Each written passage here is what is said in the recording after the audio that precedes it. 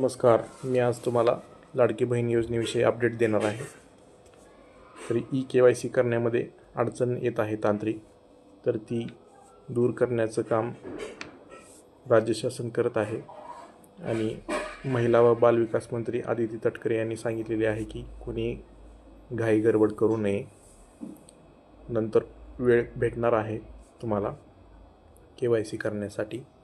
आणि सध्या सर्व्हरवर खूप मोठ्या प्रमाणामध्ये लोड असल्यामुळे साईट दिवसा चालत नाही, रात्रीच साईट चालते. त्यामुळे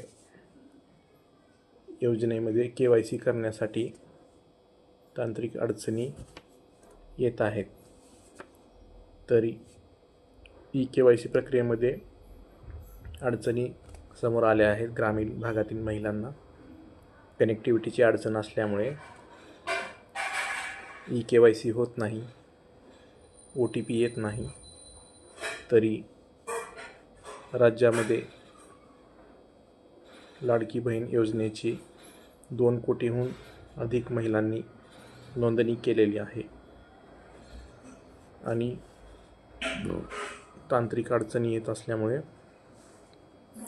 महाराष्ट्र शासनाची जी वेबसाईट आहे त्याच्यावरतीच KYC करायची आहे. दुसरी वेबसाईट, फेक वेबसाईट पण आहे.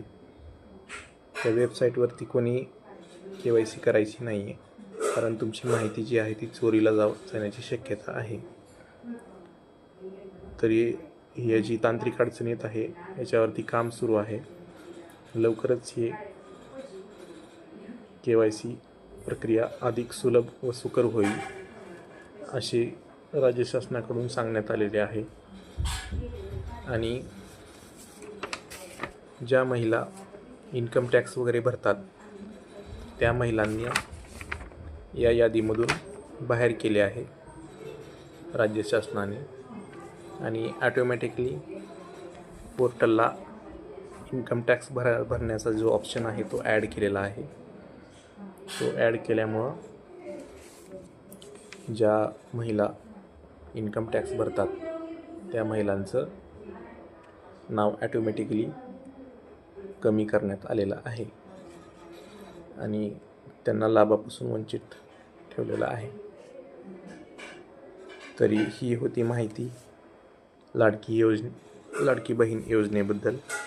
तरी अशीच माहिती हवी असल्यास शेअर, सबस्क्राईब करा. धन्यवाद.